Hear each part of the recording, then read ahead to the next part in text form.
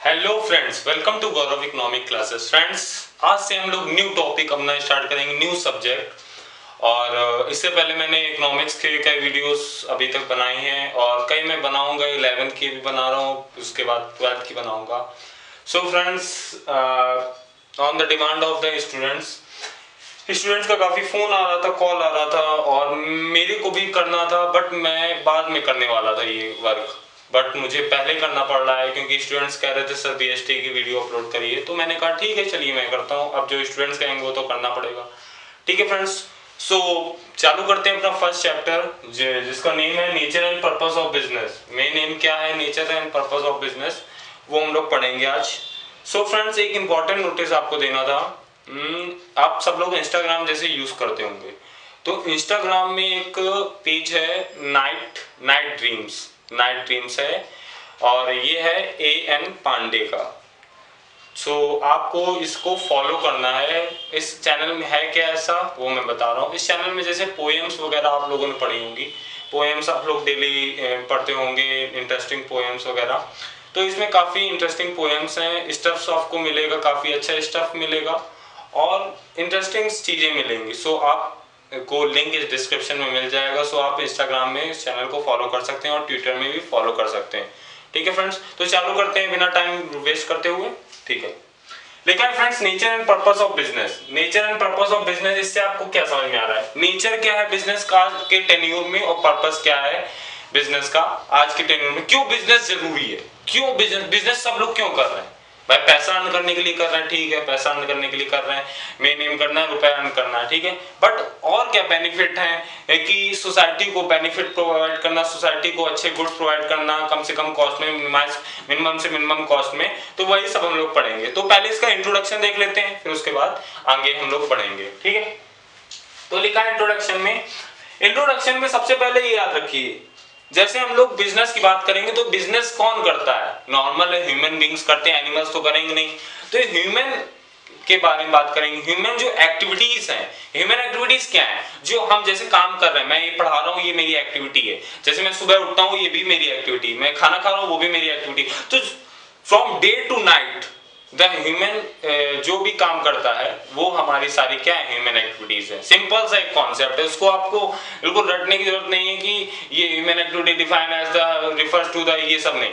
Simple सा concept है, day to night जो एक्टिविटीज इन्वॉल्व होती हैं, ह्यूमन जो करता है वो सारी हमारी ह्यूमन एक्टिविटीज के अंडर आती है। ठीक है, ह्यूमन एक्टिविटीज फ्रेंड्स हमारी 2 टाइप्स की होती हैं। ह्यूमन एक्टिविटीज फ्रेंड्स हमारी क्या होती हैं? 2 टाइप्स की। देखिए, ह्यूमन एक्टिविटी 2 तरीके से कर सकते हैं। भाई हम काम 2 तरीके से कर सकते हैं, भाई आप लोग काम 2 तरीके से कर सकते हैं। पहला काम कि पैसे अर्न करने से, पैसा अर्न करना है। भाई काम क्यों करते हैं लोग? पैसा अर्न करना। और दूसरा काम इसलिए कर सकते हैं कि हमें अंदर से सेटिस्फेक्शन मिले, हमें अंदर से सोशल सेटिस्फेक्शन मिले, साइकोलॉजिकल सेटिस्फेक्शन मिले। अब हम क्या कहते हैं, किसी की मदद करते हैं तो हमें क्या पैसा मिलता है? नहीं मिलता है। तो किस लिए हम वो करते हैं? अपने सेटिस्फेक्शन के लिए कर रहे हैं ना, कि हमें अंदर से अच्छा लग रहा है। तो इसी में ह्यूमन एक्टिविटीज में 2 पार्ट्स में डिवाइड करा गया है हमारा ह्यूमन एक्टिविटीज को। First one is economic activities and second one is non economic activities, जो बोर्ड में आपकी लिखी हुई है। ठीक है फ्रेंड्स, तो इकोनॉमिक एक्टिविटी मींस क्या होता है? इकोनॉमिक एक्टिविटी जो मेन किससे डील कर रही है, जो एक्टिविटीज मेन किस लिए करी जा रही है? पैसा अर्न करने के लिए। किस लिए? पैसा अर्न करने, मनी अर्न करने के लिए करी जा रही है, वो हमारी क्या होती है? Economic activity. और नॉन इकोनॉमिक एक्टिविटी जैसे कि जो एक्टिविटी करी जा रही है एक्टिविटी, काम हो रहा है, बट उसका कोई मनी से रिलेटेड नहीं है, वो अपने खुद सेटिस्फेक्शन के लिए हम कर रहे हैं। जैसे एक मैं एग्जांपल देता हूं, दोनों आप पॉइंट क्लियर हो जाएंगे। जैसे अब कोई टीचर है, टीचर आपके स्कूल में पढ़ाता है कोई, तो टीचर जब स्कूल में पढ़ा रहा है तो वो इकोनॉमिक एक्टिविटी हो गई, क्योंकि वो मेन एम क्या है उसका? पैसा अर्न करना। सब पहले एम क्या होगा? पैसा अर्न करना। तो उसका एम होगा कि बच्चों को समझ में आए। अब बट वही टीचर जब अपने बच्चों को कि घर में, जब अपने सन्स को घर में जाके पढ़ाएगी तो वो नॉन इकोनॉमिक एक्टिविटी के अंदर आएगी, क्योंकि उसको वो अपने बच्चों से चार्ज तो करेगी नहीं फीस कि हाँ लाओ 800 रुपीज लाओ, 900 रुपीज लाओ, मैं तुम लोगों को पढ़ा रही हूँ। वो अपने सेटिस्फेक्शन के लिए कि हाँ मेरे बच्चे कुछ बन जाएंगे, तो वो उसका मेन एम क्या होगा कि बच्चों अपने सेटिस्फेक्शन के लिए और कुछ उसका कि बच्चों का वेलफेयर के लिए अपना काम करें, ठीक है। तो यही हमारा मीन्स है इकोनॉमिक एक्टिविटी और non economic. Economic activity main aim is to earn money और non economic main aim to get psychological और सोशल सेटिस्फेक्शन, मतलब साइकोलॉजिकल और सोशल सेटिस्फेक्शन हमें मिले और कुछ नहीं, ठीक है। तो ये था हमारा कॉन्सेप्ट इकोनॉमिक और नॉन इकोनॉमिक और इंट्रोडक्शन था। अब इकोनॉमिक एक्टिविटी कई टाइप की होती है, बिजनेस, प्रोफेशन, एम्प्लॉयमेंट, तो उसके बारे में हम लोग पढ़ेंगे। बिजनेस भी एक फ्रेंड्स हमारा एक इकोनॉमिक एक्टिविटी, क्यों बिजनेस भी तो मेन जो चीज मनी से रिलेटेड है, जो चीज मनी से रिलेटेड है वो सारी हमारी इकोनॉमिक एक्टिविटी के अंदर आती है। जैसे एनजीओ है तो एनजीओ हमारा मनी से रिलेटेड नहीं है तो वो नॉन इकोनॉमिक एक्टिविटी के अंदर आएगा, ठीक है। तो चलिए इसको लिख लीजिए, फिर मैं आगे के जो टॉपिक्स हैं इकोनॉमिक एक्टिविटी के जो पार्ट्स हैं वो मैं समझाता हूँ, ठीक है। तो जल्दी से आप लोग इसको लिख लीजिए।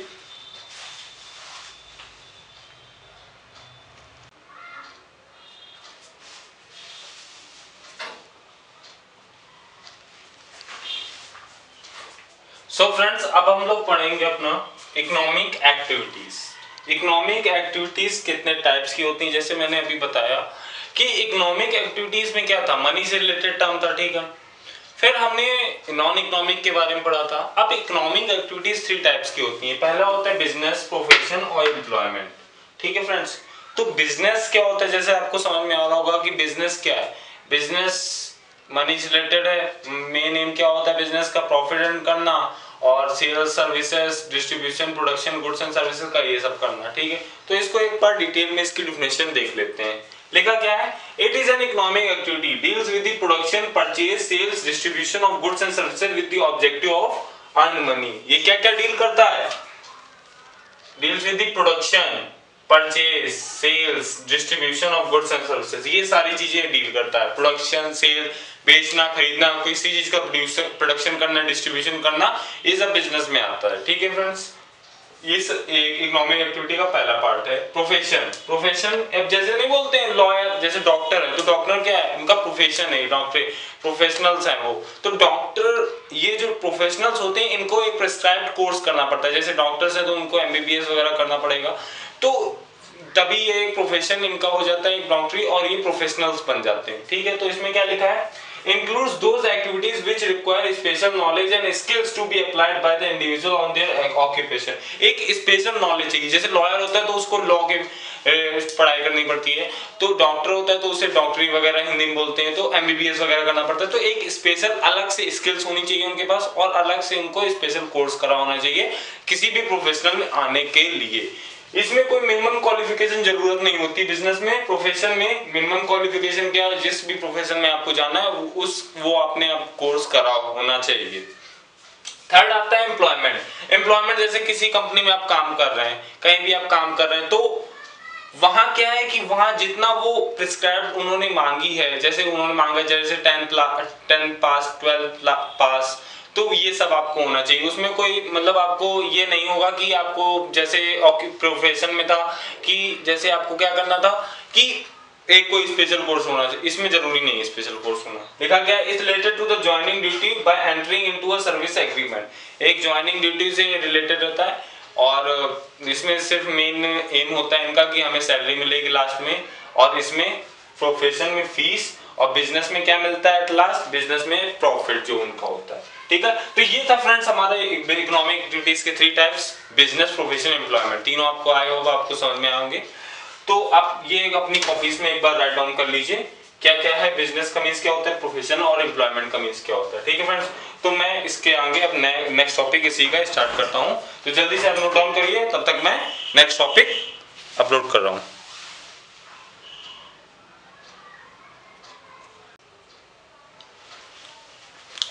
सो फ्रेंड्स अब हम लोग पढ़ेंगे concept and characteristics of business. इससे पहले हम लोगों ने पढ़ा था इकोनॉमिक एक्टिविटीज के 3 टाइप्स, बिजनेस, प्रोफेशन, एम्प्लॉयमेंट। अब हम लोग पढ़ेंगे बिजनेस का कॉन्सेप्ट, बिजनेस मींस होता क्या है, और उसके कैरेक्टरिस्टिक्स पढ़ेंगे, ठीक है। तो देखते जाइए। लिखा है बिजनेस की एक डेफिनेशन लिखी है बहुत अच्छी सी, business is an human activity. हमने बताया था कि बिजनेस क्या है, ह्यूमन एक्टिविटी। कोई भी एक्टिविटी अगर ह्यूमन करता है वो ह्यूमन एक्टिविटी, और बिजनेस भी एक एक्टिविटी है क्योंकि वो मेन अर्निंग उससे पहली बात तो होती है, और दूसरा वो कोई ना कोई एक एक्टिविटी है, ठीक है।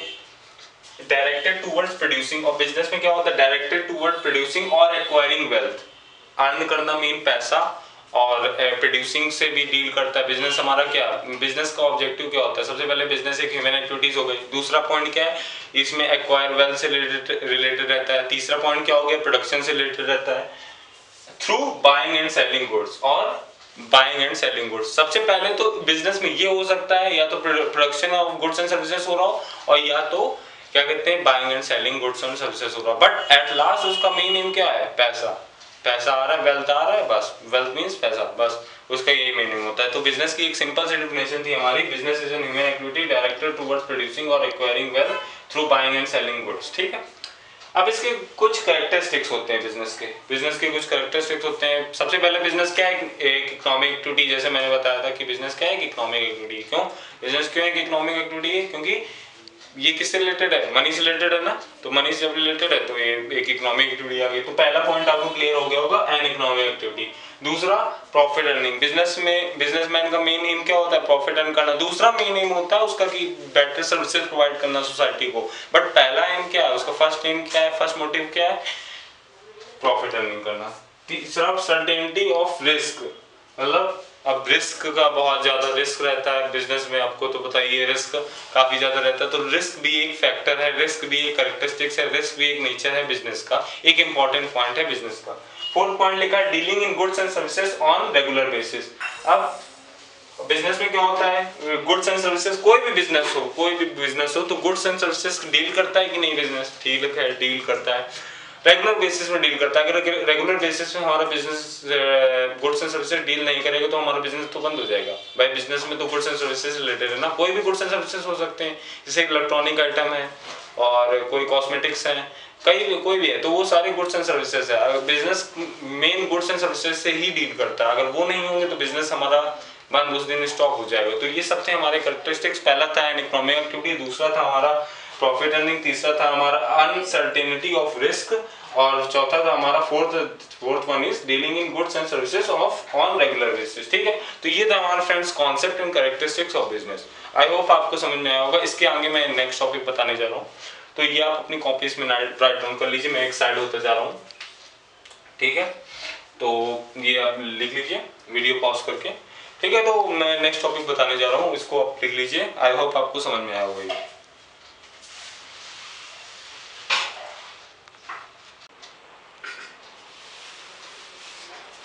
सो फ्रेंड्स, अब हम लोग पढ़ते हैं, जैसे हम लोगों ने पढ़ा था कि बिजनेस एक इकोनॉमिक एक्टिविटी, जैसे मैंने बताया था। तो इकोनॉमिक एक्टिविटी मींस होता क्या है, इकोनॉमिक एक्टिविटी मींस होता है जो चीज़ें पैसे से डील करती हैं, जो चीज़ें मनी से डील करती हैं, वो सारी हमारी, जो एक्टिविटीज़ मनी से डील करती हैं वो सारी हमारी इकोनॉमिक एक्टिविटी के अंदर आती हैं।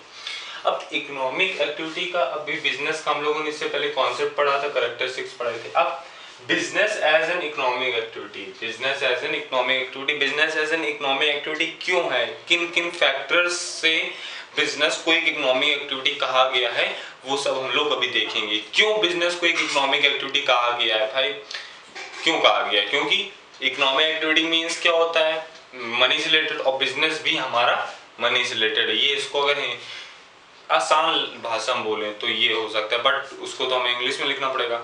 सो अब ये कुछ पॉइंट्स हैं, ये आप अपने माइंड में रखिएगा। Business as an economic activity क्यों कहा गया है, ये सब हम लोग देखते हैं।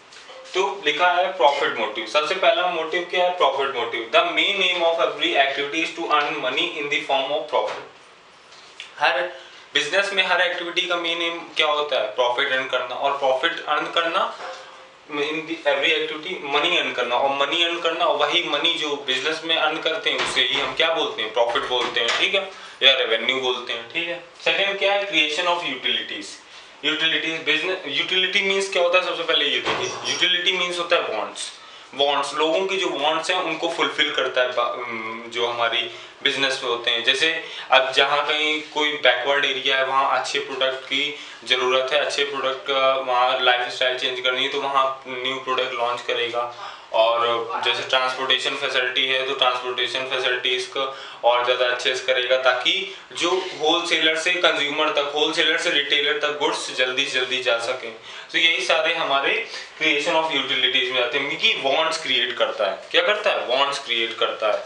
ठीक है, तो सबसे पहले क्या लिखा है? Form utility. Form utility means, देखिए फॉर्म यूटिलिटी मीन्स होता है कि जैसे रॉ मटेरियल है, ठीक है, तो रॉ मटेरियल को फिनिश प्रोडक्ट में चेंज करना। रॉ मटेरियल मीन्स क्या होता है? जैसे कि ये प्लास्टिक है, तो प्लास्टिक से कई चीजें बन सकती हैं, इससे मार्कर भी बन सकता है, इसका यूज करके मार्कर बना सकते हैं। तो प्लास्टिक क्या होगी? रॉ मटेरियल हो गया। और फिनिश प्रोडक्ट क्या होगा? ये मतलब इसके बाद इसमें कोई प्रोसेसिंग नहीं होनी, इसमें डायरेक्ट सेल करना है। फिनिश प्रोडक्ट इसको बोलते हैं, जिसमें आगे कोई प्रोसेसिंग नहीं होनी। तो फॉर्म यूटिलिटी में क्या होता है? फॉर्म यूटिलिटी में मींस मतलब कहने का है कि ये एक फॉर्म देता है जो हमारे फिनिश रॉ मटेरियल को एक फिनिश प्रोडक्ट में फॉर्म देता है। फिर उसके बाद जो फिनिश प्रोडक्ट होते हैं फिर कंज्यूमर उसकी डिमांड करते हैं, एक वांट करते हैं कि हाँ यूटिलिटी उसकी वांट करते हैं और फिर वही बिजनेस उनको सेल कर देता है। तो ये था हमारा फॉर्म यूटिलिटी। सेकेंड है हमारा टाइम यूटिलिटी।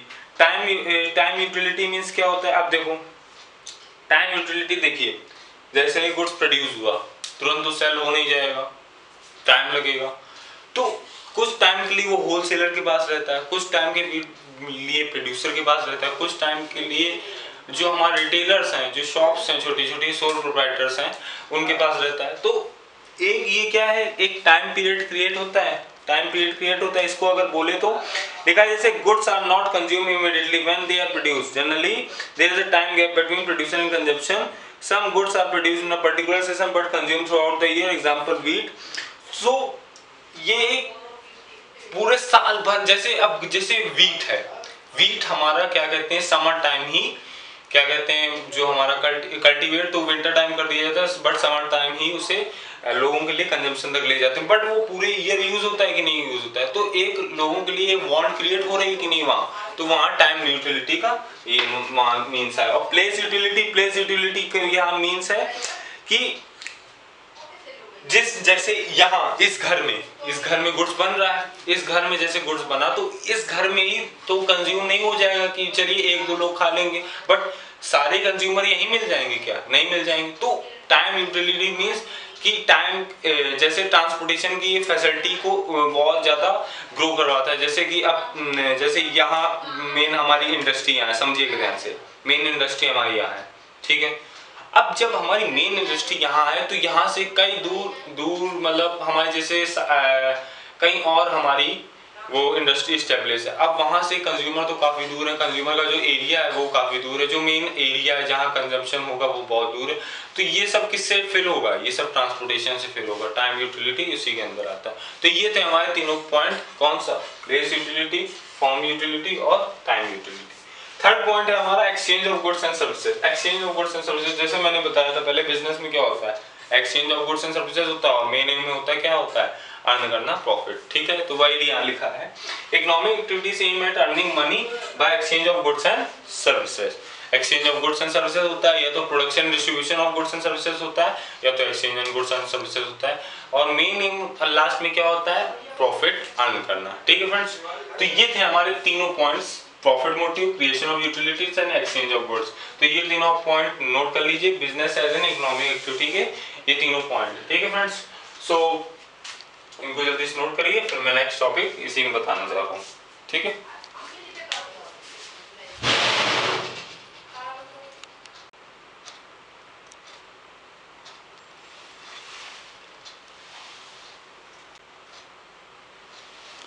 सो अब हम लोग पढ़ेंगे ऑब्जेक्टिव ऑफ बिजनेस। अब बिजनेस का ऑब्जेक्टिव क्या होगा पहले बताइए। बिजनेस के कई ऑब्जेक्टिव हो सकते हैं। बिजनेस के इकोनॉमिक ऑब्जेक्टिव होते हैं, बिजनेस के सोशल ऑब्जेक्टिव होते हैं, बिजनेस का इंडिविजुअल ऑब्जेक्टिव होते हैं, कई बिजनेस होगा। बट एट लास्ट जहाँ बिजनेस एक मेन पॉइंट होता है बिजनेस का, वो होता है प्रॉफिट। कोई भी बिजनेस का, किसी भी बिजनेस का, XYZ कोई भी बिजनेस हो, उसका मेन ऑब्जेक्टिव क्या होता है? प्रॉफिट। उसके बहुत सारे ऑब्जेक्टिव हो सकते हैं कि ये ऑब्जेक्टिव मेरा, ये ऑब्जेक्टिव, ये ऑब्जेक्टिव, ये ऑब्जेक्टिव, बट उसका मेन एम क्या होता है? प्रॉफिट। मेन ऑब्जेक्टिव क्या होता है? प्रॉफिट। तो अब आज हम लोग 3 ऑब्जेक्टिव्स के बारे में पढ़ेंगे इसी चैप्टर में। 3 ऑब्जेक्टिव। तो सबसे पहला ऑब्जेक्टिव है economic objective. Economic objective means वही इकोनॉमिक एक्टिविटीज वाला है। इकोनॉमिक ऑब्जेक्टिव मींस मनी से रिलेटेड है, ठीक है। तो आपको इसमें ज़्यादा प्रॉब्लम नहीं होगी समझने में। मैंने पॉइंट्स लिखे हैं और अंदर का मटेरियल मैं अपनी लैंग्वेज में खुद समझाऊंगा। इकोनॉमिक ऑब्जेक्टिव, सबसे पहले ऑब्जेक्टिव क्या होते हैं बिजनेस के, सबसे पहले ये देखिए ऑब्जेक्टिव मींस होता क्या है। ऑब्जेक्टिव में जैसे कह सकते हैं, जैसे मेरी कोई फर्म है गौरव प्राइवेट लिमिटेड, मैंने कह दिया इस साल का ऑब्जेक्टिव है, इस साल का टारगेट है 10% सेल्स इंक्रीज हो, ठीक है। ये मेरा क्या होगा, जनरल ऑब्जेक्टिव हो गया। बट मेरा इनडायरेक्टली ऑब्जेक्टिव क्या है, मेरे को प्रॉफिट और ज़्यादा हो और इंक्रीज हो, ठीक है। तो ये था हमारा इकोनॉमिक ऑब्जेक्टिव में सबसे पहला आता है पॉइंट सर्वाइवल। किसी भी बिजनेस फर्म को सबसे ज़्यादा मोस्ट इंपॉर्टेंट क्या है, सर्वाइव मीन्स इतने ज़्यादा कॉम्पिटिशन में सर्वाइव करना। सर्वाइव कैसे करेगी, जब उसके पास एडिक्वेट अमाउंट में प्रॉफिट होगा, और प्रॉफिट होगा तब वो सर्वाइव कर पाएगी। जब ज़्यादा उसकी गुडविल होगी, ठीक, रेपुटेशन अच्छी होगी, तो वो सर्वाइव कर पाएगी। सेकंड पॉइंट है हमारा प्रॉफिट। कोई भी बिजनेस फर्म में अगर उसका प्रॉफिट नहीं हो रहा हो तो वो बंद कर देगी अपनी फर्म, ठीक है। बंद कर देगी, आज नहीं तो कल वो कभी ना कभी बंद कर देगी फर्म। तो मेन इंपॉर्टेंट पॉइंट जो सेकंड आता है इसमें इकोनॉमिक ऑब्जेक्टिव में, वो आता है हमारा प्रॉफिट। अगर प्रॉफिट नहीं होगी तो हमारी बिजनेस फर्म क्लोज हो जाएगी। और थर्ड है ग्रोथ। अगर ग्रोथ नहीं होगी, सपोज हमारा बिजनेस ग्रो नहीं कर रहा, एक्सपेंड नहीं कर रहा है, तो हमारा कोई फायदा नहीं है बिजनेस चलाने का। भाई 10 साल पहले भी वही हम टेक्नोलॉजी यूज कर रहे थे, आज भी हम वही टेक्नोलॉजी यूज कर रहे हैं, तो हमारा बिजनेस क्या होगा, बिजनेस की ग्रोथ रेट क्या होगी, कम होगी। तो हमें टाइम टू टाइम क्या कहते हैं, ग्रोथ होने के साथ भी अपना अपडेट करना पड़ता है अपने आप को, और मार्केट में रहने के लिए न्यू टेक्नोलॉजीज का यूज करना पड़ता है। क्यों न्यू टेक्नोलॉजीज का इस वजह से यूज़ करना होता है क्योंकि जो आजकल मशीन्स वगैरह हैं, ठीक है, तो कम से कम कॉस्ट में, मिनिमम से मिनिमम कॉस्ट में मैक्सिमम आउटपुट दे देती हैं। तो वो ज़्यादा बेनिफिशियल है कि जो पुरानी बेकार टेक्नोलॉजी की हैं, तो वो ज़्यादा इलेक्ट्रिसिटी जो वो ज़्यादा मैक्सिमम से मैक्सिमम कॉस्ट ले रही हो, मिनिमम से मिनिमम आउटपुट दे रही, तो वो ज़्यादा बेनिफिशियल नहीं है हमारे लिए। तो बेनिफिशियल क्या है, मिनिमम से मिनिमम कॉस्ट हो और मैक्सिमम से आउटपुट हो, तो उस हिसाब से हमारा ग्रोथ होती है। तो इकोनॉमिक ऑब्जेक्टिव के अंदर 3 पॉइंट आते हैं। इकोनॉमिक ऑब्जेक्टिव ये मनी से रिलेटेड है, तो मनी से रिलेटेड 3 चीजें हैं, survival, profit, growth. Survival, business को एक सर्वाइव करने के लिए बहुत ज्यादा, बिजनेस सर्वाइव करने के लिए क्या चाहिए, बिजनेस को सर्वाइव करने के लिए क्या चाहिए, प्रॉफिट चाहिए, पैसा चाहिए, मनी चाहिए, तभी वो सर्वाइव कर पाएगा। बिजनेस का सबसे मेन एम क्या होता है, प्रॉफिट अर्न करना। उसके 10 एम हो सकते हैं, बट 10 में से एक एम जरूर होगा प्रॉफिट अर्न करना। और ग्रोथ बिजनेस को टाइम टू टाइम ग्रो, अगर बिजनेस ग्रो नहीं कर रहा है तो बिजनेस का और अपडेट नहीं कर रहा है अपने आप को बिजनेस, तो वो अपना ज़्यादा टाइम तक मार्केट में नहीं टिक सकता है, ठीक है। तो ये थे हमारे 3 पॉइंट्स इकोनॉमिक ऑब्जेक्टिव। इसके बाद हम लोग पढ़ेंगे सोशल ऑब्जेक्टिव, और उसके बाद हम लोग पढ़ेंगे ह्यूमन और इंडिविजुअल ऑब्जेक्टिव। तो अलग अलग पॉइंट्स हैं, इनको मैं डिटेल में इसलिए समझा रहा हूँ कि ये जो मेरे नोट्स होंगे उसमें ये होगा बीएसटी का जो। और हाँ फ्रेंड्स, एक और डाउट, ये कॉमर्स और बीएसटी मैंने क्यों लिखा है। बीएसटी जो होता है कॉमर्सी को सीबीएसई में बीएसटी बोला जाता है, और कॉमर्स जो सब्जेक्ट है वो आईसीएसई में उसको कॉमर्स बोला जाता है। तो कंफ्यूजन रहता है कि बीएसटी और कॉमर्स अलग है क्या, कुछ लोग सुनते हैं, तो मैंने डाउट आज क्लियर कर दिया, ठीक है। तो आप इसको लिखिए, तो मैं तब तक सेकंड टॉपिक बताता हूँ इसी का ऑब्जेक्टिव, दूसरा social objective.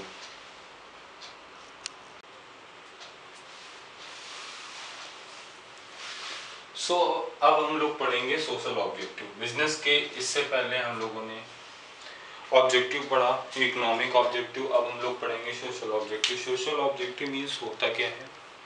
Social objective means friends ये है कि सोशल बिजनेस, जैसे बिजनेस हम लोग अपना कर रहे हैं, ठीक है, तो वो हमें क्या क्या पॉइंट माइंड में रखने हैं कि जो सोसाइटी में एक्सपेक्टेड हो, मतलब सोसाइटी उन्हें जनरली एक्सेप्ट कर ले, ठीक है। तो वो सारे पॉइंट्स हमें सोशल ऑब्जेक्टिव में, सोशल है ना तो सोसाइटी से रिलेटेड है, ठीक है। पहला लिखा है supply of desired quality of product, ठीक, supply of desired quality of product. अब पहले पॉइंट का इसका अगर मीन्स हम देखें कि बिजनेस फर्म को वही जो प्रोडक्ट है वही सप्लाई करने हैं जो जिनकी सोसाइटी में डिमांड हो, जिनकी सोसाइटी में क्या हो, डिमांड हो। जिनकी सोसाइटी में अगर डिमांड नहीं है, अगर वो सप्लाई करेंगे तो उनका सेल नहीं होगा फर्स्ट ऑफ ऑल गुड्स, और दूसरी बात उनको लॉस होगा, तो वो ज़्यादा दिन सर्वाइव नहीं कर पाएंगे लॉन्ग रन में, ठीक है फ्रेंड्स। तो जिस चीज़ की डिमांड है, desired quality, desired quality, desired product, जिस चीज़ की डिमांड है वो हमारे बिजनेस फर्म को सप्लाई करना चाहिए एक सोसाइटी में। सेकंड पॉइंट लिखा है avoidance of unfair trade practice. अब किसी भी बिजनेस फर्म को कोई भी बिजनेस फर्म हो उसे अपना क्या कहते हैं होल्ड करके गुड्स नहीं रखना चाहिए जैसे, और ब्लैक मार्केटिंग नहीं करनी चाहिए। ये सब जो अनलॉफुल लॉ के अंडर नहीं आते हैं वो सब नहीं करना चाहिए, बिकॉज इसमें एक ट्रस्ट भी जो सोसाइटी का वो भी मतलब हट जाता है बिल्कुल। और जो ये एक पनिशनेबल होता है क्योंकि अनलॉफुल एक्टिविटीज हैं ये सब, और जो भी वर्क करना होता है, जो भी गुड्स वगैरह प्रोड्यूस करने होते हैं वो लॉ के जो लॉ में अंडर कहे जाते हैं वो सब जो इजीली एक्सेप्टेड है सोसाइटी वो प्रोड्यूस करनी चाहिए। ये जैसे नहीं कि जैसे जो हीरोइन वगैरह होते हैं, ड्रग्स वगैरह होते हैं, सो वो सब गुड्स वगैरह प्रोड्यूस नहीं करने चाहिए। ठीक है।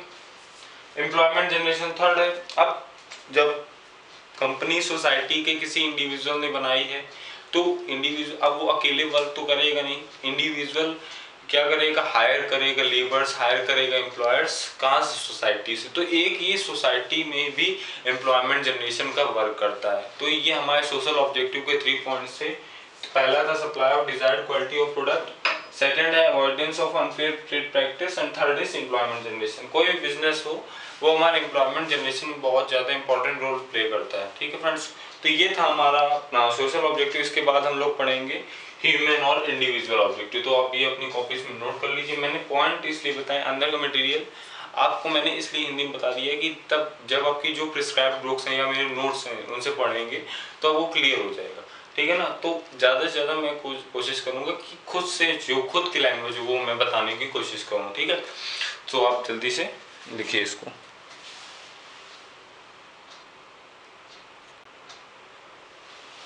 सो फ्रेंड्स, अब हम लोग पढ़ेंगे ह्यूमन और इंडिविजुअल ऑब्जेक्टिव। ह्यूमन और इंडिविजुअल ऑब्जेक्टिव, इससे पहले हम लोगों ने पढ़ा था सोशल ऑब्जेक्टिव की सोसाइटी में अगर बिजनेस को सरवाइव करना है तो क्या क्या वो ऑब्जेक्टिव साथ में लेके चलना चाहिए, तभी वो सोसाइटी के जो फुलफिल है डिमांड कर सकती। अब हमारे हैं इंडिविजुअल और ह्यूमन और इंडिविजुअल ऑब्जेक्टिव। अब इस ऑब्जेक्टिव हम बात करेंगे, जैसे मान लेते हैं कि मान के लेते हैं इंपॉर्टेंट है, जो हमारे एम्प्लॉयर्स हैं वो बिजनेस फर्म में एक वैल्यूएबल रिसोर्स हैं। अब बिना एम्प्लॉयर्स के बिजनेस नहीं चल सकता क्योंकि मेन जो हेड है वो अकेले तो चला नहीं सकता, उसको कोई ना कोई वर्कर्स की जरूरत होगी। तो वर्कर्स की जरूरत होगी और वर्कर से उसे मैक्सिमम वर्क भी कराना है। तो वर्कर से मैक्सिमम वर्क कैसे करवा सकते हैं, उनको मारेगा तो है नहीं कि चलो मार मार के काम करो। उनको अच्छे से सैलरी देगा, अच्छे से ट्रीट करेगा, और जो उनको टाइम टू टाइम एक नए नए इंसेंटिव वगैरह देते रहेगा, टाइम टू टाइम उनको क्या कहते हैं कि बोनस वगैरह देता रहेगा। तो एम्प्लॉयर भी खुश रहेगा और जो हमारा मेन हेड है वो भी खुश रहेगा। ठीक है, तो यही हमारे कुछ ऑब्जेक्टिव में लिखा है। प्रोवाइडिंग गुड वर्किंग कंडीशन, उनको एक अच्छी सी वर्किंग कंडीशन की, हाँ उसमें मतलब करने लायक वहाँ वर्क हो। आप भाई उनसे काम करवा रहे हो आप धूप में, जहाँ मतलब वेदर बहुत बेकार है, उनके जो बॉडी के लिए हार्मफुल है, वहाँ वो लोग वर्क नहीं करेंगे, कुछ टाइम पीरियड बाद छोड़ देंगे। तो एक अच्छी वर्किंग कंडीशन एम्प्लॉयर को भी चाहिए वर्क करने के लिए। सेकंड हमारा लिखा है payment of competitive and satisfactory wages and salaries. जो इस टाइम वेजेस एंड सैलरीज का रेट चल रहा है, वेजेस उनको मिलती है जो लेबर होते हैं, सैलरीज उनको मिलती है जो कौन होते हैं, एम्प्लॉयर्स होते हैं। ठीक है, तो जो इस समय रेट चल रहा है, जो इस समय कंपटीशन में वेजेस एंड सैलरीज का रेट चल रहा है, उसके हिसाब से आपको उनको पेमेंट करना पड़ेगा। अगर उसके हिसाब से आप नहीं करेंगे तो क्या कहते हैं वो अपना आपकी क्या कहते हैं तुरंत कंपनी से, तुरंत बिजनेस फर्म से जॉब छोड़ देंगे। ठीक है। थर्ड पॉइंट है हमारा providing special facilities such as house etcetera. अब अगर वो एम्प्लॉयर्स को हाउसिंग की फैसिलिटीज देना, अगर वो क्या कहते हैं इतने मतलब कैपेबल हैं कि वो क्या कहते हैं उनको हाउसिंग फैसिलिटीज वगैरह देनी चाहिए, तो मोस्ट प्रॉब्ली उनको देनी चाहिए housing facility, hospital facility, school, उनके जो चिल्ड्रंस हैं इन सबको बेनिफिट देना चाहिए। तो इससे क्या होता है कि एक मतलब जो हमारा एम्प्लॉयर होता है वो भी मोटिवेट रहता है और वो आपके लिए वर्क करेगा कि मैक्सिमम से मैक्सिमम वर्क करेगा। जब आप उसको इतना सारा क्या कहते हैं हेल्प करोगे, इतनी सारी उसकी केयर करोगे, क्योंकि अब जब केयर नहीं करोगे उसे टाइम टू टाइम क्या कहते हैं उसका जो सैलरीज वगैरह है वो नहीं इंक्रीज करोगे तो वो आपकी जॉब छोड़ देगा। अब जॉब एक नहीं वो कई छोड़ सकते हैं, अगर कई को क्या कहते हैं आपकी वर्किंग कंडीशन अच्छी नहीं लगी तो कई सारे जो आपके एम्प्लॉयर्स हैं वो आपके जॉब जो बिजनेस फर्म में है वो जॉब लेफ्ट कर सकते हैं। ठीक है फ्रेंड्स, तो ये थे हमारे 3 पॉइंट्स ह्यूमन और इंडिविजुअल ऑब्जेक्टिव के। तो आप इनको राइट डाउन कर लीजिए, फिर मैं नेक्स्ट टॉपिक इसी चैप्टर में स्टार्ट करता हूँ।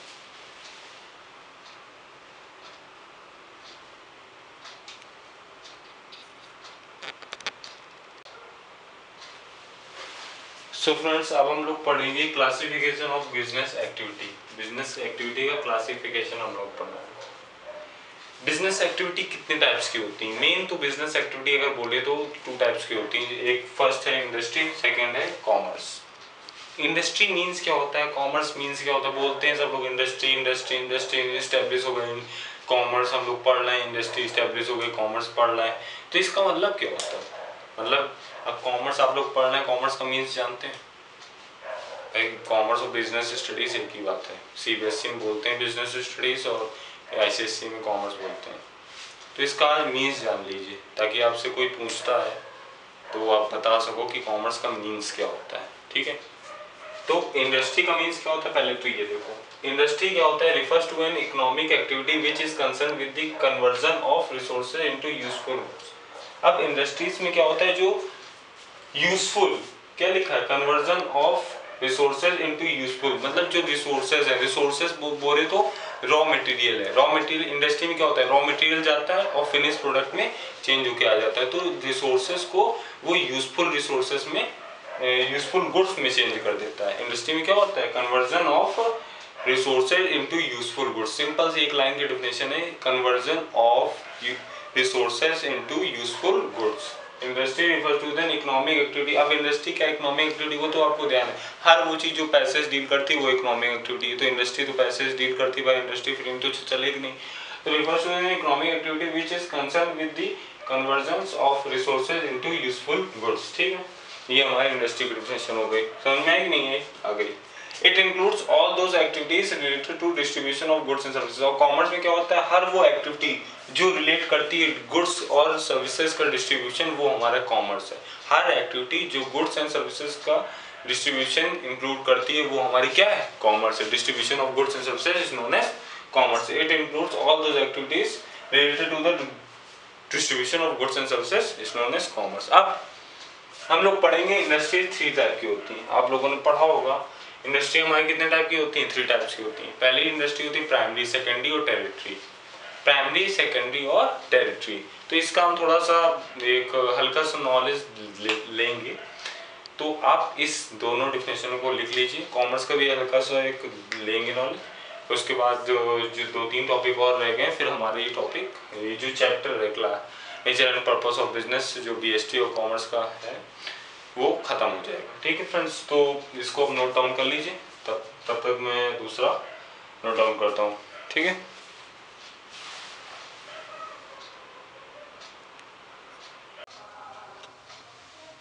सो फ्रेंड्स, अब हम लोग अपना लास्ट टॉपिक खत्म करते हैं। बिजनेस रिस्क के टाइप्स क्या होते हैं? रिस्क तो आप लोग जान गए होंगे, अनसर्टेन प्रोबेबिलिटी, हमारा प्रॉफिट हो भी सकता है नहीं भी हो सकता है, तो यही सब रिस्क है। ये आप अपनी लैंग्वेज में लिख सकते हैं। ठीक है, तो बिजनेस रिस्क 2 टाइप्स के होते हैं। एक होता है इंश्योरेबल और एक है नॉन इंश्योरेबल।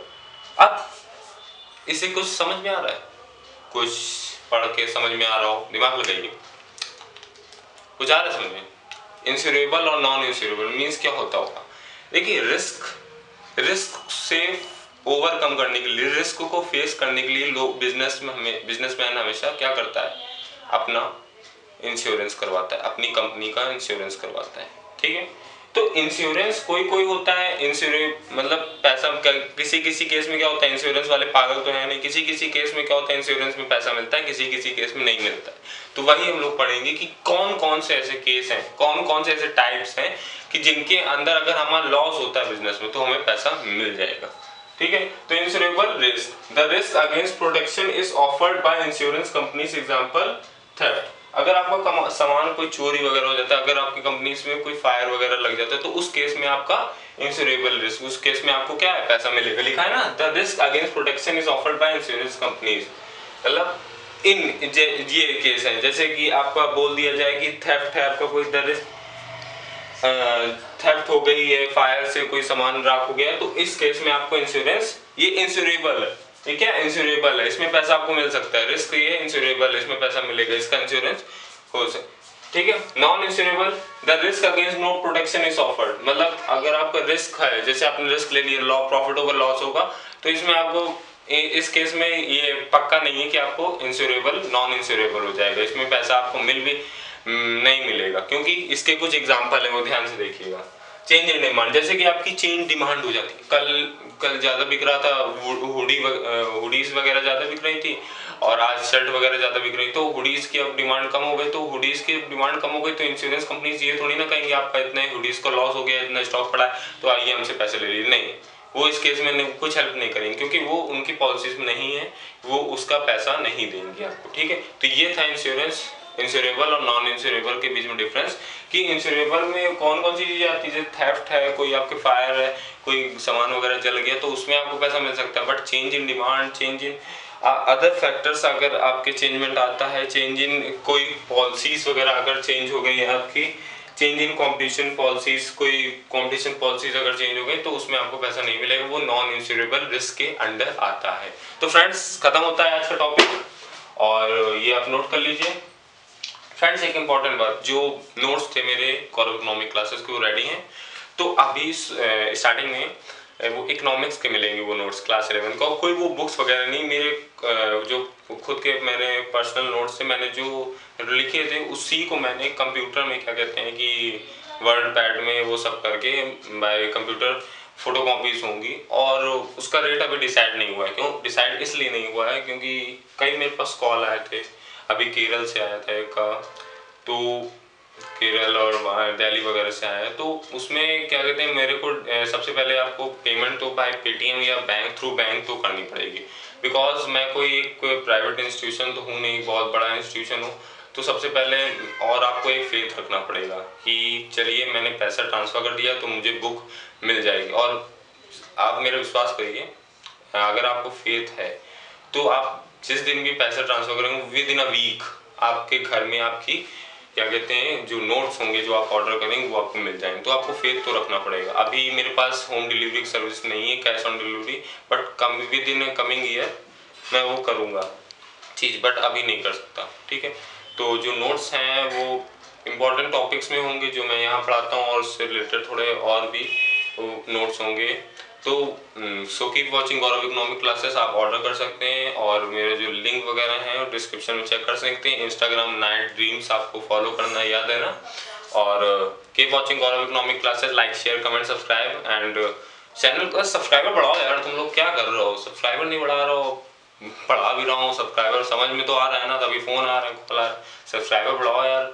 अभी तो मेरे कितने सब्सक्राइबर होंगे, ऐसे ही हैं 137 सब्सक्राइबर्स हैं, बताइए ये है स्टार्टिंग करी है, ठीक है कोई नहीं, बच्चों को समझ में आएगा तो अच्छे सब्सक्राइबर भी इंक्रीज होंगे, ठीक है। तो फ्रेंड्स ये आप नोट कर लीजिए और थैंक यू।